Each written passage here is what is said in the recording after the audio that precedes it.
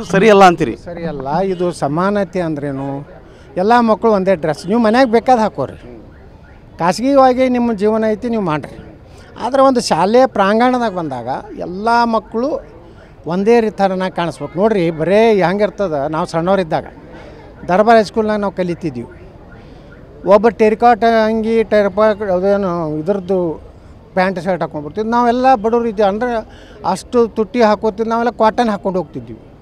ಅಲ್ಲೇ ನಮ್ಗೆ ಭೇದ ಅನ್ನಿಸ್ತಿತ್ತು, ಏನಪ್ಪ ಅವ್ರು ಶ್ರೀಮಂತ ಮಗದಾನ. ಅವರೆಲ್ಲ ರ್ಯಾಲಿ ಸೈಕಲ್ ತೊಗೊಂಡು ಬರ್ತಿದ್ರು, ಅವಾಗ ನಾವು ಅಟ್ಲಾ ಸೈಕಲ್ ಮ್ಯಾಗ ಹೋಗ್ತಿದ್ದೀವಿ. ಅಲ್ಲಿ ಬಡತನ ಅಲ್ಲೇ ಡಿಫ್ರೆನ್ಸ್. ರ್ಯಾಲಿ ಸೈಕಲ್ ಅಂದ್ರೆ ಅವಾಗ ಭಾಳ ಶ್ರೀಮಂತರ ಮಕ್ಕಳು ರ್ಯಾಲಿ ಸೈಕಲ್ ತರ್ತಿದ್ರು, ಎಲ್ಲ ಚೈನ್ ಕವರ್ ಇರ್ತಿತ್ತು ಅದು.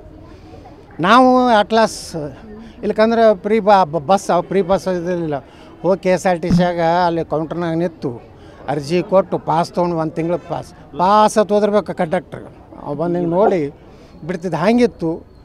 ಈಗ ಅದನ್ನು ಸಮಾನತೆ ತರಬೇಕಂತ ಇದನ್ನು ಮಾಡ್ಯಾರ. ಇದು ಕಾನೂನು BJP ಅವ್ರು ಮಾಡಿದ್ದಲ್ಲ ಏನಲ್ಲ, ಆಯಾ ಮ್ಯಾನೇಜ್ಮೆಂಟು ಶಿಕ್ಷಣ ಇಲಾಖೆದು. ಮತ್ತು ಸಿದ್ದರಾಮಯ್ಯನವ್ರದ್ದು ಏನು ಕೆಲಸ ಐತಿ ಇಲ್ಲಿ?